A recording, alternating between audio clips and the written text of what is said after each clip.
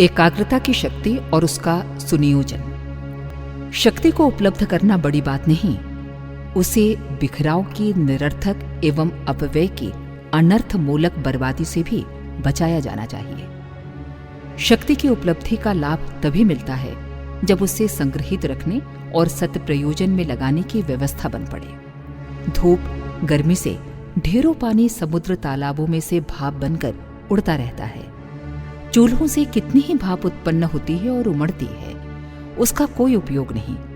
किंतु इंजन में थोड़ा सा पानी भाप बनाया जाता है, उस भाप को हवा में उड़ जाने से बचाकर एक टंकी में एकत्रित किया जाता है और फिर उसका शक्ति प्रवाह एक छोटे छेद से होकर पिस्टन तक पहुंचा दिया जाता है।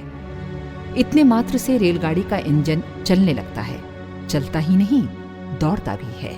उसकी दौड़ इतनी सामर्थ्य युक्त होती है कि अपने साथ साथ बहुत भारी लदी रेलगाड़ी के दर्जनों डिब्बे घसीटता चला जाता है। सेरों बारूद यदि जमीन पर फैलाकर माचिस से जलाई जाए तो थोड़ी सी चमक दिखाकर भग से जल जाएगी। उसका कुछ भी उपयोगी परिणाम न निकलेगा, न ही कोई आवाज होगी। किंतु यदि उसे बंदूक की छोटी सी नली के भीतर कड़े खोल वाले कारतूस में बंद कर दिया जाए और घोड़ा दबाकर नन्हे सी चिंगारी से स्पर्श कराया जाए तो वो एक तोले से भी कम वजन की बारूद गजब ढाती है। सनसनाती हुई एक दिशा विशेष की ओर प्रचंड गति से दौड़ती है।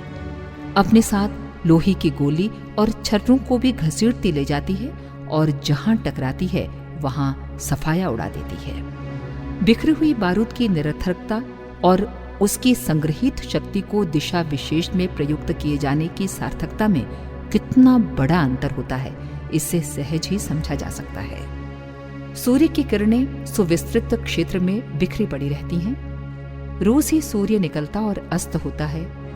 धूप थोड़ी सी गर्मी रोशनी पैदा करने जितना ही काम कर पाती है, पर यदि उन किरणों के 1-2 इंच के बिखराव को आतिशी शीशे द्वारा केंद्र पर केंद्रित कर लिया जाए तो देखते ही देखते आग जलने लगेगी और उसे किसी बड़े जंगल में डाल दिया जाए तो दावानल बनकर भयंकर विनाश लीला प्रस्तुत कर सकती है।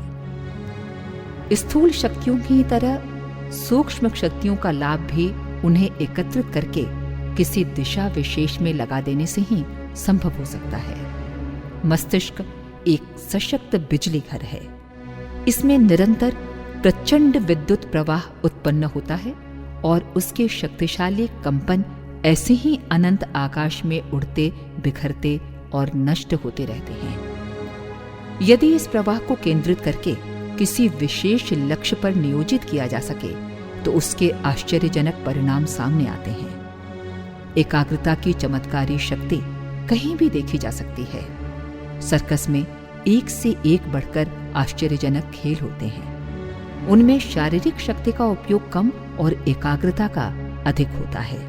एक पहिए की साइकिल, एक तार पर चलना, एक झूले से दूसरे झूले पर उछल जाना, तश्तरियां एक हाथ से तेजी से उछालना और दूसरे से पकड़ना जैसे खेलों में एकाग्रता पूर्वक कुछ अंगों को सधा लेने का अभ्यास ही कौतूहल उत्पन्न करता है। द्रौपदी स्वयंवर में चक्र पर चढ़ी नकली मछली की तीर से आंख भर वेध देना विजेता होने की शर्त थी। द्रोणाचार्य उसका पूर्व अभ्यास करके अपने शिष्यों को बता रहे थे।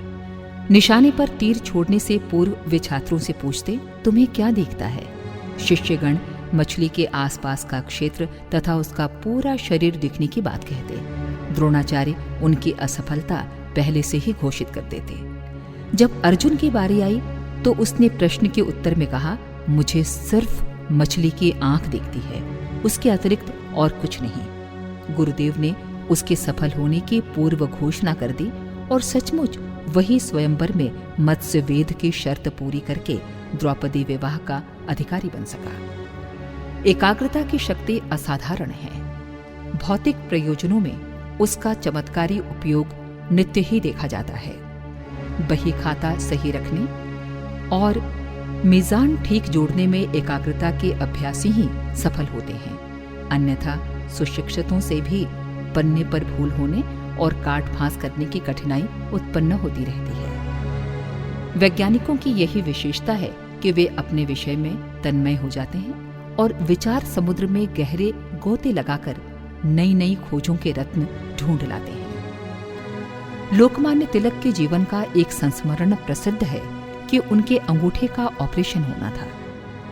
डॉक्टर ने दवा सुंघाकर बेहोश करने का प्रस्ताव रखा तो उन्होंने कहा, मैं गीता के प्रगाढ़ अध्ययन में लगता हूं, आप बेखट के मेरा ऑपरेशन कर लो। डॉक्टर को तब बहुत आश्चर्य हुआ जब उन्होंने बिना हिले डुले शांतिपूर्वक ऑपरेशन करा लिया। पूछने पर तिलक ने इतना ही कहा, तन्मयता इतनी प्रगाढ़ थी जिसमें ऑपरेशन की ओर ध्यान ही नहीं गया और दर्द भी नहीं हुआ। बिखराव को रोकने की उपलब्ध शक्ति को संग्रहित रखकर अभीष्ट प्रयोजन में प्रयुक्त कर सकने की कुशलता को आध्यात्मिक एकाग्रता कहते हैं। अध्यात्म शास्त्र में मनोनिग्रह अथवा चित्त निरोध इसी को कहते हैं। मेडिटेशन की योग प्रक्रिया में बहुत चर्चा होती है। इसे एकाग्र हो सकने की कुशलता भर ही समझना चाहिए। सुनने समझने में ये सफलता नगण्य जैसी मालूम पड़ती है, पर वस्तुतः ये बहुत बड़ी बात है।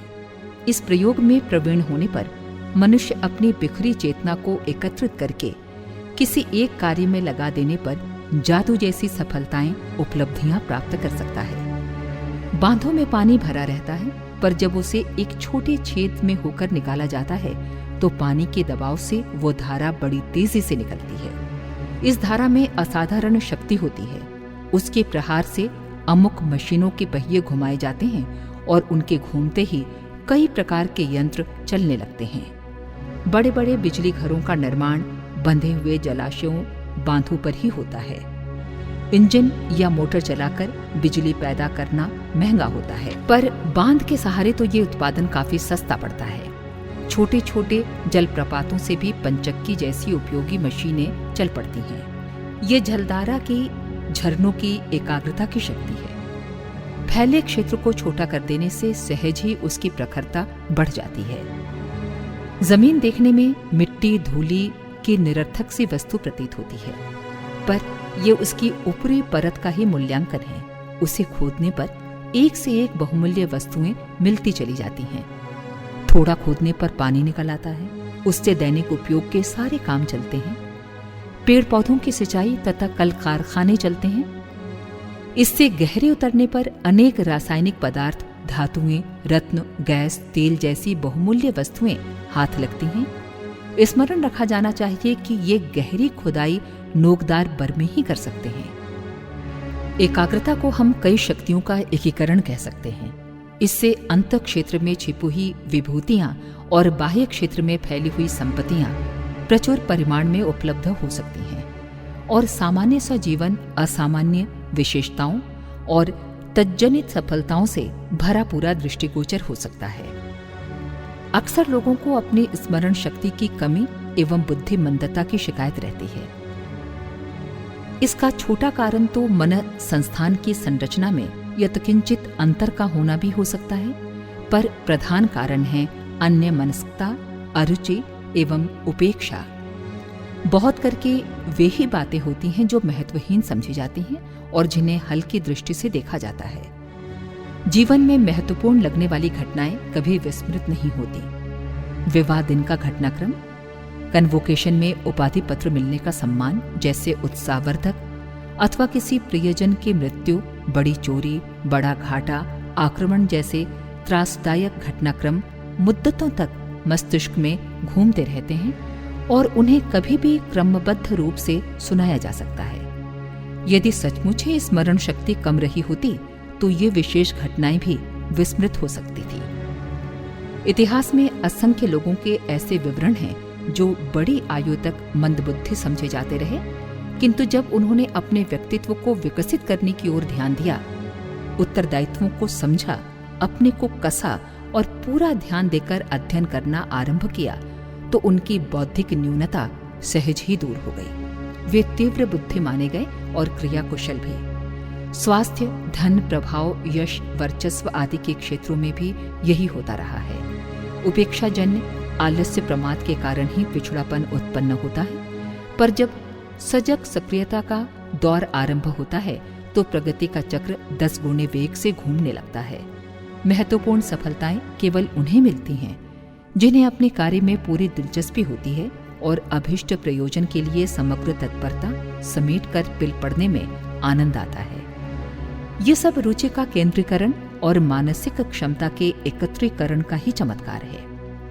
इस प्रयोग से कोई भी मंदबुद्धि, दुर्बल शरीर, उपेक्षित, अभावग्रस्त मनुष्य अपना कायाकल्प कर सकता है। एकाग्रता का एक चमत्कार मैस्मरिज्म, हिप्नोटिज्म भी है। प्रयोगकर्ता कभी दृष्टि को एक बिंदु पर एकत्रित करने का अभ्यास करता है, अपनी इच्छा शक्ति को समेटकर लक्ष्य केंद्र में समाविष्ट करता है। फलस्वरूप जादुई शक्ति उत्पन्न होती है और उससे दूसरों को सम्मोहित करके उन्हें अपनी इच्छा पर चलने वाला बनाया जा सकता है। उनमें मानसिक परिवर्तन लाए जा सकते हैं तथा प्रखरता के नए बीज बोए जा सकते हैं। प्राण विद्या के द्वारा शारीरिक, मानसिक चिकित्सा के अनेक कठिन कार्य पूरे किए जाते हैं। ये सब एकाग्रता का ही चमत्कार है। ध्यान योग का उद्देश्य मस्तिष्कीय बिखराव को रोककर एक चिंतन बिंदु पर केंद्रित कर सकने की प्रवीणता प्राप्त करना है। इस प्रयोग में जिससे जितनी सफलता मिलती जाती है, उसकी अंतःचेतना में उसी अनुपात से बेधक प्रचंडता उत्पन्न होती जाती है। शब्द विधि बाण की तरह लक्ष्य वेद कर सकना उसके लिए सरल हो जाता है। यदि आध्यात्म उसका लक्ष्य होगा तो उस क्षेत्र में आशाजनक प्रगति होगी और विभूतियों से, दिव्य ऋषि सिद्धियों से उसका व्यक्तित्व भरा पूरा दिखाई देगा। यदि लक्ष्य भौतिक उन्नति है तो भी इस एकाग्रता का समुचित लाभ मिलेगा और अभिष्ट प्रयोजनों में आशाजनक सफलता मिलती चली जाएगी। शक्ति का जब जिस भी दिशा में प्रयोग किया जाएगा उसी में सत्परिणाम प्रस्तुत होते चले जाएंगे। एकाग्रता मस्तिष्क में उत्पन्न होते रहने वाली विचार तरंगों के निरर्थक बिखराव को निगृहित करना है। छोटे से बरसाती नाले का पानी रोककर बांध बना लिए जाते हैं और उसके पीछे सुविस्तृत जलाशय बन जाता है। इस जलराशि से नहरें निकालकर दूर दूर तक क्षेत्र हरा भरा बनाया जाता है। वही नाला जब उच्छृंखल रहता है तो किनारों को तोड़ फोड़ कर इधर उधर बहता है और उस बाढ़ से भारी बर्बादी होती है। मस्तिष्क में उत्पन्न होने वाली विचारधारा को किसी विशालकाय विद्युत निर्माण कारखाने से कम नहीं आंका जाना चाहिए। बिजली घरों की शक्ति सीमित होती है और वे अपनी परिधि के छोटे से क्षेत्र को ही बिजली दे पाते हैं, पर मस्तिष्क के संबंध में ऐसी बात नहीं है। उसकी आज की क्षमता अगले दिनों अनेक गुना हो सकती है और प्रभाव क्षेत्र जो आज घर परिवार तक सीमित है वो कल विश्वव्यापी बन सकता है। बिजली घर के तार निर्धारित वोल्टेज की क्षमता ही धारण किए रहने को बाध्य हैं, पर मस्तिष्क की प्रचंड सत्ता परिस्थिति के अनुरूप इतनी अधिक क्षमता संपन्न हो सकती है कि क्षेत्र समाज की सीमा को पार करते हुए अपने प्रभाव से समस्त विश्व को प्रभावित कर सके और वातावरण बदल देने में अति महत्वपूर्ण भूमिका निभा सके। विज्ञानी, दार्शनिक, कलाकार, विद्वान, शिल्पी, साहित्यकार, व्यवस्थापक, संयोजक, नेता जैसे महत्वपूर्ण उत्तरदायित्वों के निभाने वाले व्यक्ति भी प्रायः सामान्य लोगों जैसे ही होते हैं।